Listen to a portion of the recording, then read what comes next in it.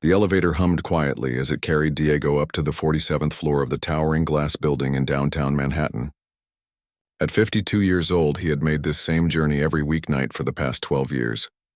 His weathered hands gripped the handle of his cleaning cart, filled with spray bottles, microfiber cloths, and the tools of his trade. The security badge clipped to his navy blue uniform read, "Custodial Services, Night Shift." Diego took pride in his work, even though most people never noticed him. He moved through the gleaming corporate offices like a ghost, arriving after the executives had gone home and leaving before they returned. Every surface had to be perfect, every trash can emptied, every floor polished to a mirror shine. The people who worked in these offices earned more in a month than he made in a year, but Diego never felt bitter about it. He had a job, and that was more than many people could say. Tonight felt different, though. As the elevator doors opened with a soft chime, Diego noticed that the lights were still on in several offices. Usually, the entire floor was dark by the time he arrived at 9 p.m. He pushed his cart onto the marble floor, his shoes making soft, squeaking sounds despite his best efforts to move quietly. The first office belonged to Mr. Peterson from accounting. Empty as expected, the second office was also dark. But as Diego made his way down the hallway, he saw light spilling out from the corner office, the biggest one on the floor. That was where the boss's daughter worked when she visited the company. Isabella Hartwell was 24 years old and had everything money could buy. Designer clothes, a luxury car, and a job at her father's tech company that most people could only dream of. But tonight she looked stressed. Her usually perfect blonde hair was slightly messy, and she kept running her fingers through it as she stared at her computer screen. Diego had seen Isabella around the building before, but they had never spoken. She was always surrounded by other executives or talking on her phone about important business matters. To her, he was probably just part of the furniture, another invisible service person who kept the building running. He knocked softly on the open door frame. "Excuse me, miss. I need to clean your office. Should I come back later?" Isabella looked up from her laptop, and for a moment, Diego saw something in her eyes he had never seen before. Worry. Real worry. Not the kind of stress that came from choosing which restaurant to eat at for lunch. "Oh, it's you," she said, not unkindly, but with the tone of someone who had more important things on her mind. "How long will it take?" "Just 15 minutes, miss. I'll be quiet." She waved her hand dismissively and went back to her screen. "Fine, just don't touch anything on my desk. I'm working on something important." Diego began his routine, starting with emptying the small trash can near the door. He had learned to read people over the years, and Isabella was definitely under pressure about something. Her fingers tapped nervously on the desk, and she kept checking her phone every few minutes. The corner office was 3 times the size of the others, with floor-to-ceiling windows that showed the city lights stretching out into the distance. A massive mahogany desk dominated the center of the room, and behind it hung a portrait of Isabella's father, the company's founder and CEO. Robert Hartwell looked stern and successful in the painting, wearing an expensive suit and the confident smile of a man who had built an empire. As Diego worked, he couldn't help but overhear Isabella talking to herself. Come on, she muttered, clicking frantically on her laptop. "This has to be perfect." He moved quietly around the office, dusting the bookshelves filled with business awards and leather-bound volumes that looked like they had never been opened. The coffee table held several financial magazines, all featuring articles about the tech industry and market trends. Diego might have been just a janitor, but he liked to read. During his breaks, he often flipped through magazines and newspapers that people left behind, trying to understand the world these executives lived in. "This is a disaster," Isabella said suddenly, loud enough that Diego couldn't pretend he hadn't heard. He paused in his dusting. In all his years working in corporate buildings, he had learned that sometimes people needed to talk, even if it was just to the janitor. "Everything okay, miss?" Isabella looked at him as if she had forgotten he was there. For a moment, she seemed to consider whether she should answer. Then, perhaps because she was so frustrated, she decided to speak. "I have to give a presentation to the board of directors tomorrow morning, the biggest presentation of my life, and nothing is going right." Diego nodded politely and continued cleaning, but he was listening. He had heard enough conversations over the years to know that board presentations were serious business. Careers were made or broken in those meetings. "My father is counting on me," Isabella continued, more to herself than to Diego. This contract could save the company. We're competing against 3 other firms for a $50 million deal. $50 million, and I'm the one who has to convince them that we're the right choice. She rubbed her temples and stared at the screen. I've been working on this for 3 months. Market research, financial projections, competitive analysis, everything. But something's missing. I can feel it. Diego finished dusting the bookshelf and moved to the coffee table. He had always been a good listener, even when people didn't realize they were talking to him. It came with being invisible, he supposed. What kind of company is bidding against you? He asked quietly, not sure if she would answer. Tech consulting firms. They help other businesses improve their computer systems and processes. The client is a huge manufacturing company that wants to modernize their operations. Isabella sighed. On paper, we're the obvious choice. We have the experience, the team, the track record, but so do our competitors. Diego finished cleaning the coffee table and moved toward the windows. As he wiped down the glass, he thought about what Isabella had said. In his previous life, before he became a janitor, he might have had some insights to offer, but that was a long time ago and this wasn't his world anymore. The thing is, Isabella said, still talking as if Diego was her therapist instead of the night cleaning crew, I know all the technical stuff. I have charts and graphs and projections, but what I don't have is that one thing that will make us stand out, that spark that will make them choose us over everyone else. She closed her laptop and leaned back in her chair. My father built this company from nothing. He started in a garage just like all the tech legends. He had vision, passion, and the ability to see opportunities that others missed. And here I am, his daughter, with all the advantages in the world, and I can't figure out how to win one contract. Diego continued his work silently. He understood pressure, though his own daily pressures were quite different from worrying about $50 million contracts. He worried about making rent, keeping his old car running, and saving enough money to help his daughter with her college expenses. I'm sorry, Isabella said suddenly. I shouldn't be bothering you with all this. You probably have your own problems to worry about. Everyone has problems, miss, Diego replied gently. Some are just different sizes. Isabella smiled for the first time since he had entered the office. It was a real smile, not the polished corporate smile he had seen her use with executives. That's very wise. My mother used to say that worry is like a rocking chair. It gives you something to do, but it doesn't get you anywhere. Your mother sounds like a smart woman. She was. Diego moved to clean the desk area, being very careful not to disturb any of the papers scattered around Isabella's laptop. She also used to say that sometimes the answer you're looking for is right in front of you, but you're looking so hard that you can't see it. Isabella watched him as he worked, seeming to really see him for the first time. How long have you worked here? 12 years, miss. 12 years, wow. You've seen a lot of changes in that time, I bet. Diego nodded. Companies come and go. People come and go, but good work always finds a way to continue. As he spoke, Diego's cleaning cloth brushed against Isabella's laptop keyboard. The screen flickered for a moment and several windows suddenly closed. Isabella's eyes widened in horror as she watched her laptop screen flicker and go dark for a split second. When it came back to life, half of her open applications had disappeared. The spreadsheet she had been working on for hours was gone. Her presentation slides had vanished. Even her email program had closed unexpectedly. No, no, no, she gasped, frantically clicking on her desktop icons and checking her recent files. Please tell me this isn't happening. Diego immediately stepped back from the desk, his cleaning cloth still in his hand. His face went pale as he realized what had just occurred. I'm so sorry, miss. I barely touched it. I was just trying to clean around the keyboard. Isabella's hands shook as she tried to reopen her files.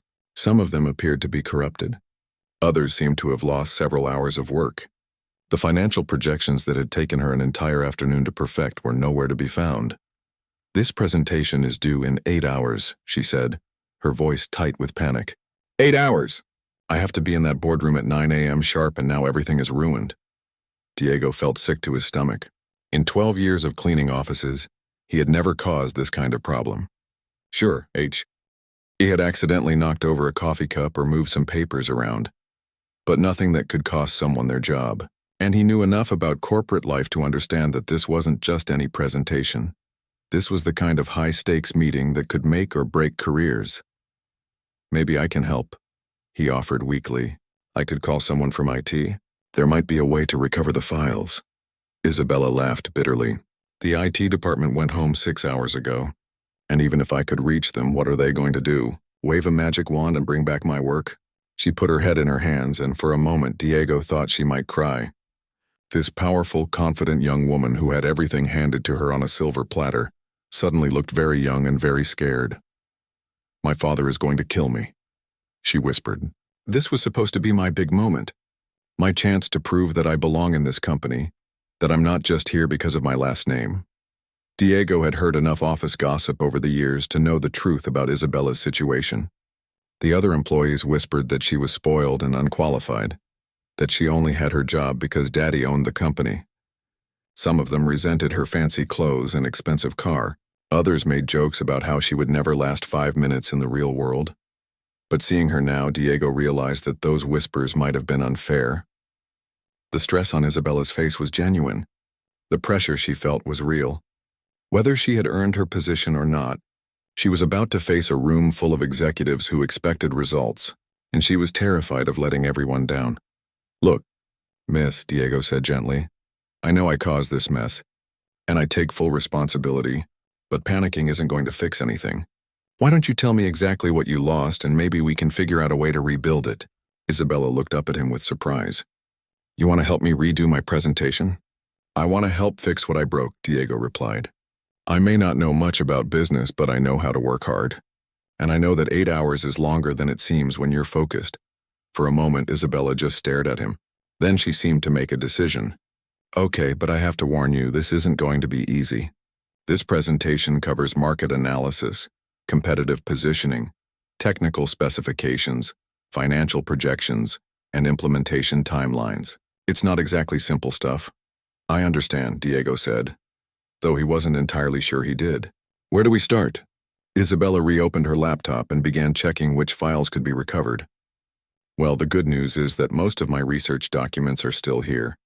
The market research, competitor profiles, and client information are all intact. It's the presentation itself that got corrupted, along with the financial models I spent all day building." As she scrolled through her files, Diego pulled up a chair next to her desk. He had never sat in Isabella's office before. In fact, he had never sat down anywhere in the building during his 12 years of working there. It felt strange to be on the other side of the cleaning cart, to be the person being served instead of the one doing the serving. "This is the client," Isabella explained, opening a folder full of documents. "Meridian Manufacturing. They make automotive parts for car companies all over the world. They've been using the same computer systems for 20 years. And they're finally ready to upgrade everything." Diego looked at the company profile on the screen. Meridian Manufacturing had factories in 12 states and employed over 50,000 people. Their annual revenue was in the billions, but their technology infrastructure was severely outdated. "What exactly do they need?" he asked. "Everything," Isabella replied. "New software systems, cloud-based data storage, automated inventory management, real-time production monitoring, predictive maintenance algorithms. Basically, they want to bring their entire operation into the 21st century." As Isabella explained the project, Diego found himself genuinely interested.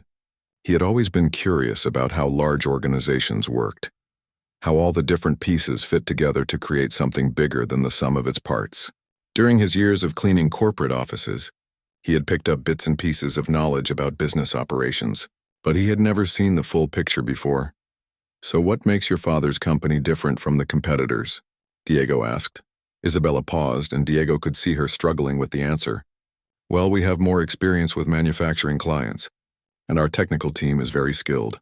And we have a proven track record of delivering projects on time and under budget.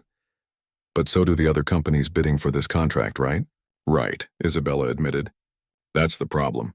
On paper, we're all very similar. Same qualifications, same experience, same promises. The client is going to choose whoever can give them something extra, something that sets us apart from everyone else." Diego nodded thoughtfully. "And that's what you were trying to figure out when I accidentally messed up your computer?" "Exactly. I had all the technical stuff covered, but I was missing that special something that would make us the obvious choice." Isabella rubbed her temples again. My father always talks about finding the unique value proposition, the one thing that makes your offer irresistible to the customer. What did your research tell you about Meridian manufacturing? What are their biggest challenges? Isabella pulled up another file. Their main problem is efficiency. They're losing money because their old systems can't keep up with modern demand. Orders get delayed. Inventory gets miscounted. Machines break down unexpectedly because no one knows when they need maintenance. It's costing them millions of dollars every year. And your father's company can fix all those problems? Of course. But so can the competitors. We all use similar technologies and methodologies. Isabella sighed in frustration. I keep thinking there has to be something I'm missing. Some insight that would give us the edge. Diego was quiet for a moment, processing everything he had learned. Then he asked a question that surprised both of them. What do the people who actually work in Meridian's factories think about all this change? Isabella blinked. What do you mean? I mean, when you bring in all this new technology, what happens to the workers who have been doing things the old way for 20 years? Are they excited about it? Worried about it? Do they understand how to use the new systems? Isabella paused, clearly having never considered this angle. I guess I assumed they would be trained on the new systems. But what if they're scared of the change? What if they think the new technology is going to eliminate their jobs? What if they resist using the new systems because they're comfortable with the old way of doing things?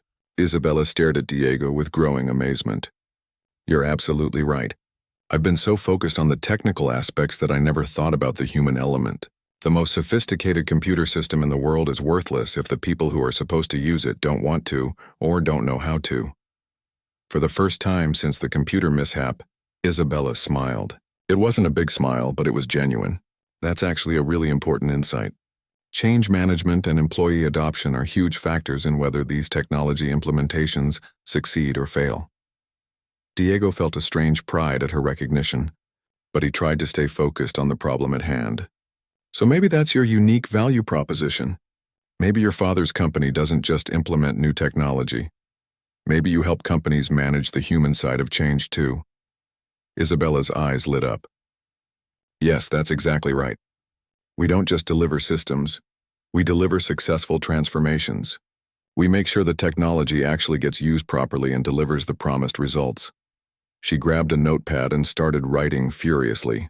We could offer change management consulting, employee training programs, ongoing support systems, success metrics tracking, all the things that ensure the technology investment actually pays off. As Isabella worked, Diego realized something surprising.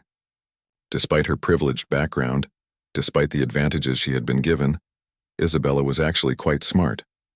She had done thorough research, understood the technical challenges, and grasped complex business concepts. Her problem hadn't been lack of intelligence or preparation. It had been lack of perspective. You know what? Isabella said, looking up from her notes. I think we might actually be able to pull this off. If we can rebuild the presentation around this angle, we might have something really compelling to offer Meridian Manufacturing. Diego smiled. I told you 8 hours was longer than it seemed when you're focused. But I'm going to need help, Isabella continued. I know the business side, but I don't know enough about what it's really like to work in a manufacturing environment. I don't know what concerns and questions the actual workers might have. She looked at Diego with a hopeful expression. I know this is way beyond your job description, but would you be willing to help me think through this? You seem to understand people in a way that I don't. Diego hesitated. This was definitely not what he had expected when he knocked on Isabella's door to clean her office. But he had caused this problem, and he felt responsible for helping to fix it. Besides, there was something exciting about being asked for his opinion, about having his insights valued by someone like Isabella. I'll do whatever I can to help, he said, but I should probably mention something first. Isabella looked at Diego with curiosity. What do you mean? What should you mention? Diego took a deep breath. For 12 years, he had kept his past hidden from everyone at the company. It was easier that way. People saw the janitor's uniform and made assumptions, and he had never bothered to correct them. But now, sitting in Isabella's office at nearly 10 o'clock at night, working on a presentation that could change both their lives, he realized that honesty might be necessary. I wasn't always a janitor, he said quietly. Before I started working here, I used to be a software engineer. Isabella's pen stopped moving across her notepad. She looked up at him with surprise and confusion. You were a what? A software engineer. I worked for a smaller tech company called Dataflow Solutions for 8 years. We did a lot of the same kind of work your father's company does, helping businesses upgrade their computer systems and automate their processes. But how did you end up? Isabella gestured vaguely at Diego's custodial uniform, clearly struggling to understand how someone could go from being a software engineer to being a night janitor. Diego had told this story so few times that it still felt uncomfortable to share. My daughter got sick when she was 16. Cancer. The medical bills were enormous, even with insurance. I maxed out credit cards, took out loans, sold everything I could sell. But it wasn't enough. Isabella's expression softened immediately. Oh my God, is she okay now? She's fine now, thank you. She's 26 and healthy and working as a nurse in Chicago. But back then I was desperate for money. I took out a second mortgage on our house, and when that wasn't enough, I borrowed money from some people I probably shouldn't have borrowed money from. Diego paused, remembering those terrifying months when he had been juggling medical appointments, work deadlines, and increasingly threatening phone calls from debt collectors. The stress affected my work performance. I started making mistakes, missing deadlines, and when the economy crashed in 2008, my company had to make cuts. I didn't have a college degree, I was self-taught, so I was one of the first to go. But couldn't you find another engineering job? I tried for 2 years, but the tech industry was hurting, and there were experienced engineers with computer science degrees competing for every open position. Who was going to hire a guy without a degree who had been fired from his last job for poor performance? Diego looked around Isabella's luxurious office with its expensive furniture and breathtaking view of the city. Meanwhile, the bills kept coming. The people I owed money to weren't interested in hearing about the job market. I needed income immediately, so I took the first job I could find that would hire me on the spot. Custodial work pays enough to cover basic expenses, and it gave me flexibility to keep looking for engineering jobs during the day. But you've been here for 12 years, Isabella pointed out. Did you eventually stop looking for engineering work? Diego smiled sadly. After a while, you realize that a 12-year gap in your resume is impossible to explain. Technology changes so fast that my skills became outdated. The programming languages I knew became obsolete. The software I had experience with was replaced by newer versions. Even if someone had been willing to take a chance on me, I would have needed months of retraining to be useful. Isabella was quiet for a long moment, absorbing this information. Diego could see her processing the implications of what he had told her, trying to reconcile the man sitting across from her with her assumptions about who janitors were and how they ended up in custodial work. I had no idea, she said finally. All these years you've been working here and nobody knew about your background. It's not exactly something that comes up in casual conversation, Diego replied. And honestly, most people don't really see custodial workers as individuals with histories and stories. We're just part of the scenery. But you must have insights about technology and business that could be valuable. Why didn't you ever speak up? Why didn't you try to get a different job within the company? Diego laughed gently. Miss Isabella, with all due respect, what do you think would have happened if the night janitor had walked up to your father and announced that he used to be a software engineer and deserved a better position? Would anyone have taken that seriously? Or would they have thought I was delusional? Isabella considered this, and Diego could see the uncomfortable realization dawning on her face. She was beginning to understand how invisible people like him could become, how easy it was for society to overlook talent that didn't come packaged in the expected way. Besides, Diego continued, I've made peace with my situation. This job has allowed me to support my family and pay off my debts. My daughter graduated from college debt-free because I was able to help her with expenses. That's worth more to me than any title or salary. But don't you miss it? The engineering work, I mean. Don't you miss using your technical skills? Diego glanced at Isabella's laptop screen, where her presentation materials were still displayed. I miss solving problems. I miss the satisfaction of taking something complex and broken and finding a way to make it work better. But I've learned that problems exist everywhere, not just in computer code. He gestured toward the documents spread across her desk. Like this presentation, for example. You have all the technical knowledge you need, but you were missing a crucial piece of the puzzle. Sometimes the most important problems are human problems, not technical ones. Isabella leaned forward, suddenly more engaged. That's exactly what we were talking about before. The human side of technology implementation. You would actually understand both sides of this issue, wouldn't you? The technical challenges and the worker perspective. I suppose I would, Diego agreed. I've seen technology projects from the engineering side, where you're focused on making systems work efficiently and deliver the expected results.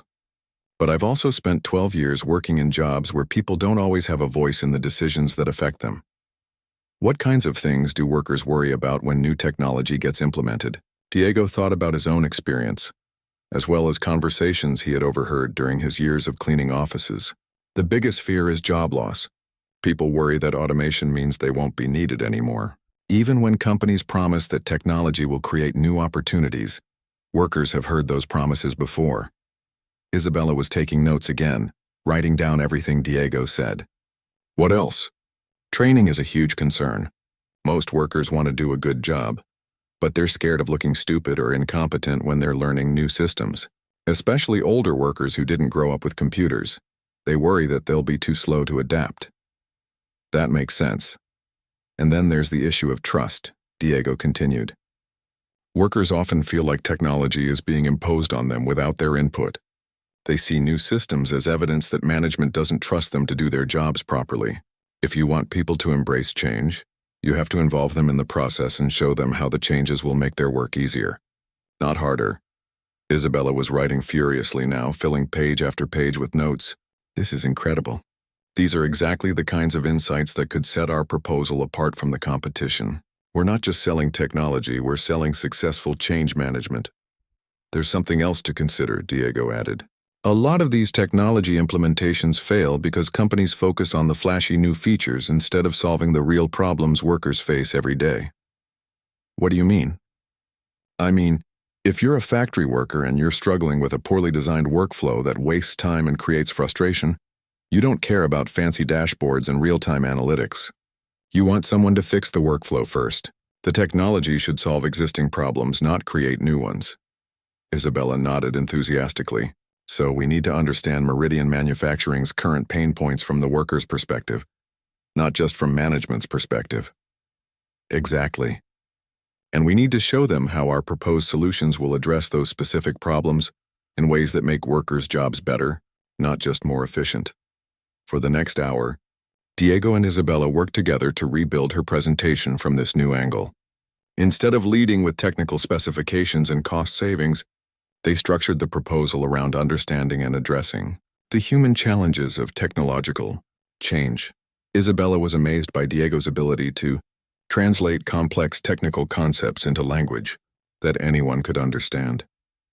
He helped her create slides that showed how new systems would impact different types of workers, what training and support would be provided, and how success would be measured not just in productivity metrics but in employee satisfaction and adoption rates. You know, Isabella said as they worked, I'm starting to think that my father's company has been missing out on a huge opportunity by not recognizing the talent that might be hiding in unexpected places. Diego looked up from the financial projections they had been reviewing. What do you mean? I mean, how many other people in this building have skills and insights that nobody knows about? How many great ideas are we missing? Because we only listen to people with certain titles or degrees. It was a good question, and Diego didn't have a ready answer. He had never really thought about whether other custodial workers, security guards, or cafeteria employees might have hidden talents or valuable perspectives. He had been so focused on his own situation that he hadn't considered the broader implications. I think, Isabella said slowly, that this presentation might be about more than just winning one contract. I think it might be about changing how we think about talent and potential. As she spoke, Diego realized that something fundamental was shifting in their relationship. Isabella was no longer just the boss's daughter asking for help with her homework, and he was no longer just the janitor who had accidentally broken her computer. They were becoming partners in something bigger than either of them had expected. Are you ready to tackle these financial projections? Isabella asked, pulling up a new spreadsheet on her laptop. Diego rolled up his sleeves. Let's do it. The clock on Isabella's computer screen showed 1:47 a.m., but neither she nor Diego seemed to notice how late it had gotten. They were completely absorbed in rebuilding the presentation, and the energy between them had shifted from panic to excitement. What had started as damage control was turning into something much more innovative than Isabella's original proposal. "Look at this," Diego said, pointing to a section of Meridian Manufacturing's financial report that Isabella had pulled up on her screen.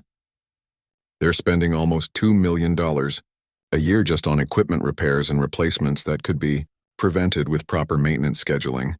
Isabella leaned closer to see what Diego was highlighting. "You're right. But how does that help our proposal?" "Think about it from a worker's perspective," Diego explained. "When machines break down unexpectedly, it doesn't just cost the company money. It creates stress for the employees who have to deal with the emergency, figure out workarounds, and explain to their supervisors why production is behind schedule." Isabella's eyes lit up as she understood his point. "So if we can show Meridian how predictive maintenance technology will eliminate those emergency breakdowns, we're not just selling cost savings, we're selling peace of mind for their workforce." "Exactly. And here's the thing. When workers see that new technology actually makes their jobs less stressful instead of more stressful, they become advocates for the system instead of obstacles to implementation." Isabella started typing notes into her presentation outline. "We could create a whole section about employee experience benefits, not just operational efficiency benefits." As they worked, Diego found himself remembering why he had loved being an engineer. It wasn't just about writing code or designing systems. It was about solving puzzles, finding connections that others had missed, and creating solutions that made people's lives better. For the first time in 12 years, he felt like his mind was fully engaged in the kind of work it was meant to do. "What about this inventory management issue?" Isabella asked, pulling up another section of Meridian's operational data. "They're saying they have problems with parts shortages that slow down production, but also excess inventory that ties up capital." Diego studied the numbers on the screen. "This is a classic optimization problem. They need real-time visibility into their supply chain so they can balance inventory levels dynamically instead of relying on static reorder points. Can you explain that in terms that non-technical people would understand?" "Sure, imagine you're managing a grocery store. The old way of doing inventory is to count everything once a week and order the same amount of each product every time, regardless of what's actually selling. So you end up with too much of some things and not enough of others." Isabella nodded, following his analogy. "And the new way would be like having a smart system that tracks what sells every day and automatically adjusts orders based on actual demand patterns." "Right. And it gets even smarter over time, learning to predict seasonal trends, account for special promotions, and adjust for external factors like weather or economic conditions." Isabella was amazed by how easily Diego could break down complex concepts into simple, relatable examples. She had spent months studying these technical solutions, but she had never been able to explain them in ways that non-technical people could immediately grasp. "You should be presenting this with me tomorrow," she said suddenly. Diego looked up from the laptop screen, startled. "What do you mean?" "I mean, you understand this material better than I do.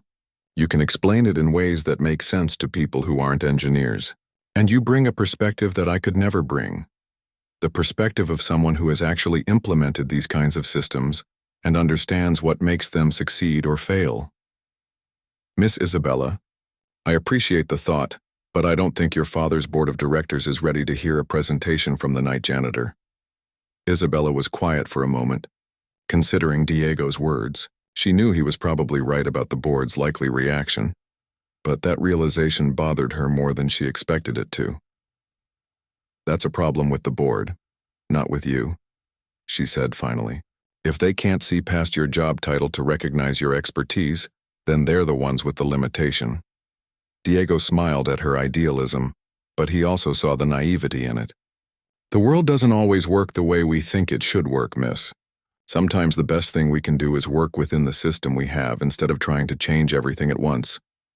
"But what if the system is wrong? What if companies are missing out on great ideas and talented people because they make assumptions about who is worth listening to?"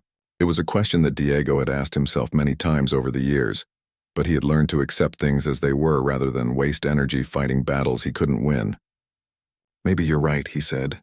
"But tomorrow morning, Your focus needs to be on winning that contract for your father's company. We can worry about changing the world after you've proven that this new approach works." Isabella reluctantly agreed, and they returned to working on the presentation. By 3 a.m., they had completely restructured the proposal around the human-centered approach they had developed together.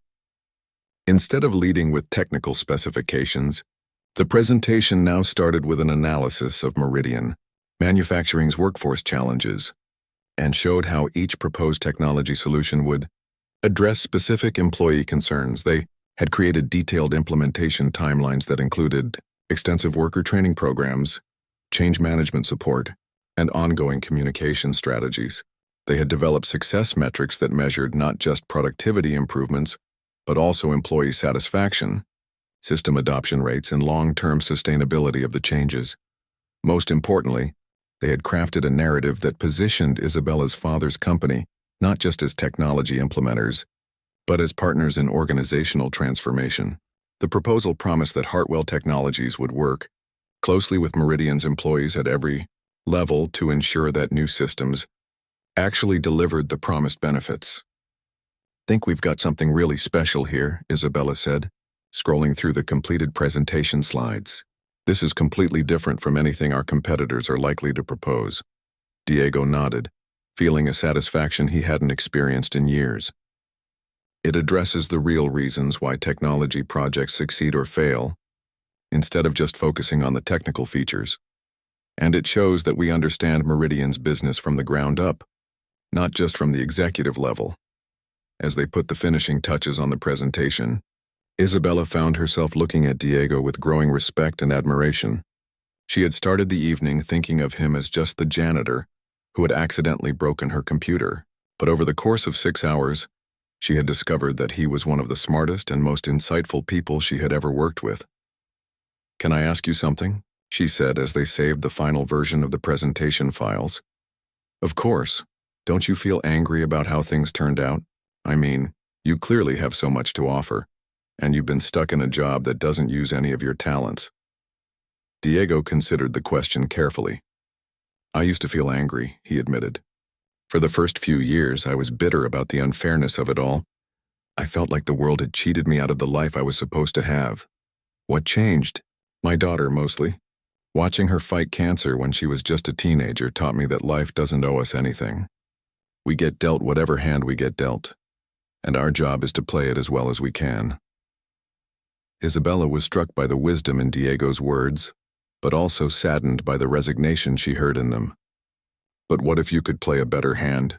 What if circumstances changed and you had the opportunity to use your skills again? Diego looked at her curiously. "What are you getting at?" "I'm getting at the fact that after tomorrow's presentation, my father is going to ask me how I developed these insights. And I'm going to tell him the truth, that I had help from someone who understands both technology and people in ways that most consultants never learn." "Miss Isabella, I appreciate what you're trying to do, but just think about it," Isabella interrupted. "Don't dismiss the possibility before you even consider it. What if there was a way for you to get back into the work you love, without having to explain a 12-year gap in your resume? What if you could join a team that values your insights and experience?" Diego wanted to tell her that it was impossible, that the corporate world didn't work that way, that second chances like that didn't happen to people like him.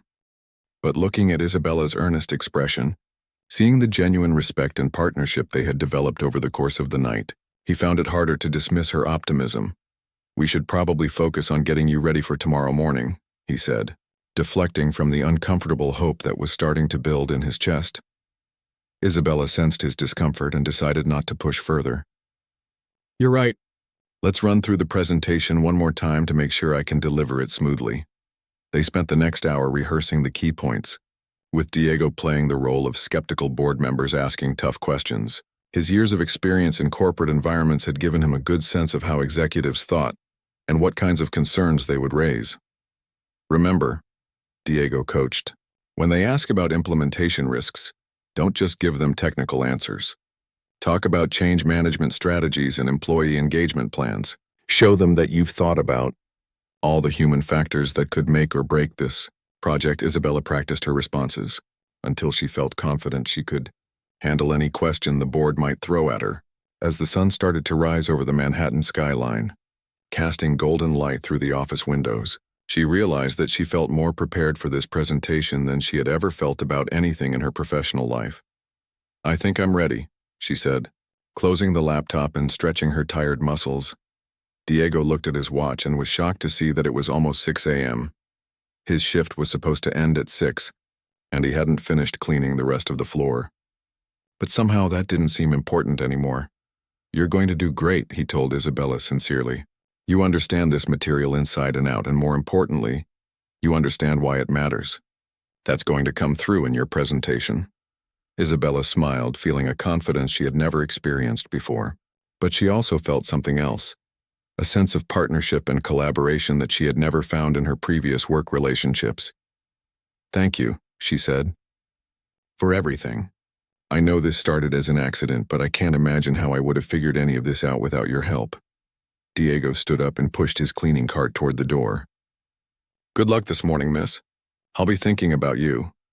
As he left Isabella's office and headed toward the elevator, Diego felt a strange mixture of exhaustion and exhilaration. He had spent the entire night doing the kind of work he loved most, solving complex problems and creating innovative solutions. For a few hours, he had forgotten about his job title and his circumstances and had simply been an engineer again. But now, as he pushed his cart down the empty hallway, reality was setting in again.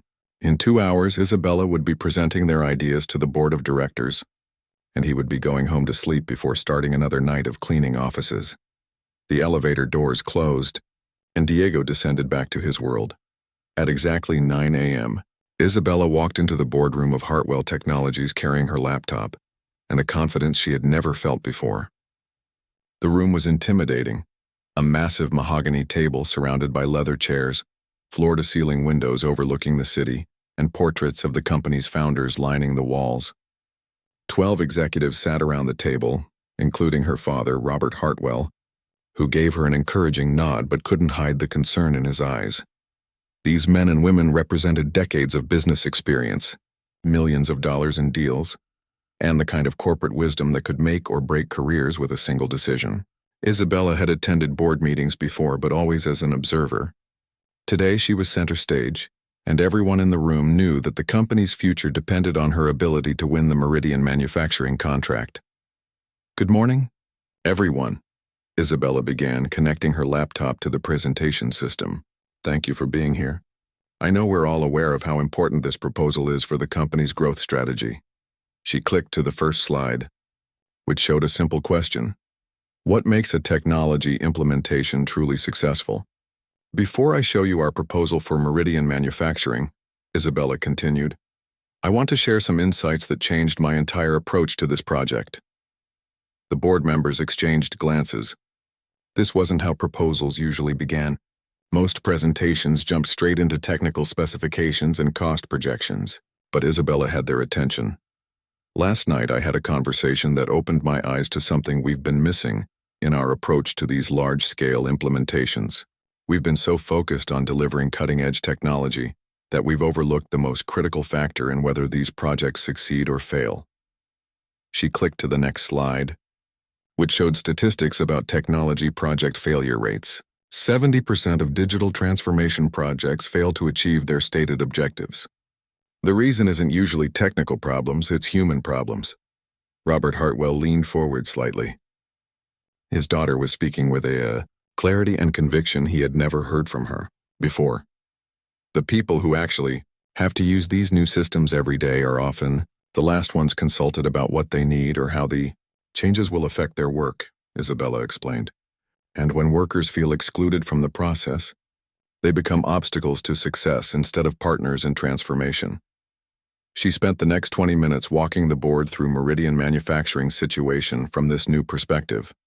Instead of just listing the client's technical requirements, she explained how outdated systems were affecting individual workers, creating stress and inefficiency that rippled throughout the organization. A machine operator who can't access real-time production data has to make decisions based on outdated information, Isabella said, using one of the examples she and Diego had developed. When those decisions turn out to be wrong, it's not just a statistical error. It's a person who goes home feeling frustrated and unsuccessful at their job. The board was completely engaged now. Several members were taking notes, and Isabella could see the recognition in their eyes as they understood the implications of what she was saying. Our competitors are going to offer Meridian the same basic package: new software, upgraded hardware, training programs, and technical support, Isabella continued. But we're going to offer something different. We're going to offer true partnership in organizational transformation. She outlined their proposal, explaining how each technical solution was designed not just to improve efficiency, but to make workers' jobs more satisfying and less stressful. She showed them the detailed change management plans, the employee engagement strategies, and the success metrics that went beyond traditional productivity measures. This approach doesn't just deliver better results, Isabella explained. It creates sustainable change that continues to deliver value long after the initial implementation is complete. The questions from the board were sharp and challenging, but Isabella was ready for all of them. She had anticipated their concerns about costs, timelines, and implementation risks. More importantly, she had answers that demonstrated deep understanding of both the technical and human aspects of the project. "This is impressive work, Isabella," said Patricia Chen, the company's chief operating officer. "But I have to ask, where did these insights come from? This is a completely different approach from what we've used in previous proposals." Isabella paused. This was the moment she had been thinking about all morning. She could take credit for the ideas she and Diego had developed together, or she could tell the truth about how the real breakthrough had happened. "The insights came from a collaboration," she said carefully. "Last night I was struggling with this presentation when I had a conversation with someone who helped me see the problem from a completely different angle." "Who was this collaborator?" her father asked. Isabella took a deep breath. "Diego Ramirez. He's a member of our custodial staff who has significant experience in software engineering and technology implementation." The room went completely silent. Several board members looked confused, as if they weren't sure they had heard correctly. Others looked uncomfortable, unsure how to respond to this unexpected information. "I'm sorry," said James Morrison, the company's chief financial officer. "Did you say custodial staff?" "I did. Diego has been working night shifts here for 12 years, but before that he was a software engineer for 8 years at another tech company. Last night, when my presentation wasn't coming together the way I needed it to, he helped me understand the human side of technology implementation in ways that completely changed my approach." Robert Hartwell's expression was unreadable. He was clearly processing this information and trying to understand its implications. "The proposal you just heard," Isabella continued, "represents insights from someone who has seen these kinds of projects from both sides, as an engineer, implementing systems, and as a worker whose job is affected by corporate decisions made without input from people like him." She clicked to her final slide, which showed the key elements of their differentiated approach. "This isn't just a better proposal for Meridian Manufacturing. It's a blueprint for how our company could approach all of our client relationships going forward." The room remained quiet as the board members absorbed what they had heard. Finally, Robert Hartwell spoke. "Isabella, this is exceptional work. The depth of analysis, the innovative approach, and the compelling presentation. It's everything we could have hoped for." He paused. "But I'm struggling to understand how a janitor contributed to developing a multi-million-dollar technology proposal." Isabella had prepared for this question, but it was still difficult to answer in a way that would help the board understand without making them feel like their assumptions about talent and potential had been wrong. "Diego isn't just a janitor, Dad. He's someone with valuable skills and experience who ended up in custodial work because of personal circumstances, not because of his capabilities. Last night I learned that we have been overlooking talent that was right here in our own building." She looked around the table at the executives who had spent their careers making decisions about hiring, promotion, and resource allocation. "How many other people do we employ who have skills and insights we've never bothered to discover? How many great ideas are we missing because we only listen to people with certain titles?" Patricia Chen leaned back in her chair. "That's a fair question, and it suggests that this Diego person might be worth having a conversation with." "More than a conversation," Isabella said, feeling emboldened by the board's receptive response. "If we're serious about this human-centered approach to technology implementation, we need people who truly understand both sides of the equation. We need Diego on our team." The room buzzed with quiet discussions as board members talked among themselves. Isabella watched her father's face, trying to read his reaction to her bold suggestion. Finally, Robert Hartwell called for order. "Isabella, I want you to know that this presentation has exceeded my expectations in every possible way. You've demonstrated strategic thinking, innovative problem-solving, and leadership qualities that make me proud to be your father and confident in our company's future." Isabella felt a wave of relief and gratitude wash over her. "Furthermore," her father continued, "I think your point about overlooking talent is well taken. If this Diego Ramirez contributed significantly to developing this proposal, then we need to have a serious conversation about how we can better utilize his skills." "What are you saying, Dad?" Robert Hartwell smiled. "I'm saying that after we win the Meridian manufacturing contract, and I believe we will win it, we're going to need someone to lead the implementation of this new approach. Someone who understands both the technical and human aspects of organizational transformation." Isabella's heart began to race as she understood what her father was suggesting. "I'm also saying," Robert continued, "that we need to create a formal program to identify and develop talent throughout our organization, regardless of current job titles or traditional qualifications." Patricia Chen nodded approvingly. "It's the right thing to do, and it's also good business. If we can find and develop talent that our competitors are overlooking, that gives us a significant competitive advantage." Isabella could hardly believe what she was hearing. "So you're saying that Diego could actually join our consulting team?" "I'm saying that anyone who can contribute to work of this quality deserves the opportunity to do the work they're capable of doing," her father replied. "But first we need to win this contract and prove that our approach actually works." The meeting ended with unanimous approval of Isabella's proposal and authorization to submit it to Meridian Manufacturing. As the board members filed out of the room, several of them stopped to congratulate Isabella on her presentation and express interest in meeting Diego. Isabella remained in the boardroom after everyone else had left, staring out the windows at the city below. 12 hours ago, she had been panicking about a corrupted presentation. Now she had delivered the best work of her career and potentially changed the trajectory of multiple lives. Her phone buzzed with a text message from Meridian Manufacturing's procurement director. "Received your proposal. Very impressed. Can we schedule a follow-up meeting for next week?" Isabella smiled and typed back, "Absolutely. We're excited to discuss how we can partner with you on this transformation." As she packed up her laptop and prepared to leave the boardroom, Isabella realized that the most important transformation might be happening right here at Hartwell Technologies. A company that had always prided itself on technical excellence was about to discover the power of truly understanding and valuing human potential. She took the elevator down to the ground floor and walked to the security desk, where she asked for Diego's contact information. She had a phone call to make, and she couldn't wait to share the news. The janitor who had accidentally touched her keyboard had touched something far more significant: the future of their company, and quite possibly, the future of how businesses think about talent, potential, and the value of every person who contributes to their success. 3 weeks later, Diego Ramirez walked into his first day as a senior implementation consultant at Hartwell Technologies. The Meridian manufacturing contract had been awarded to them, and Diego would be leading the human-centered transformation approach that he and Isabella had developed together. As he sat in his new office, with windows and everything, Diego thought about his mother's wisdom about answers being right in front of you when you stop looking so hard.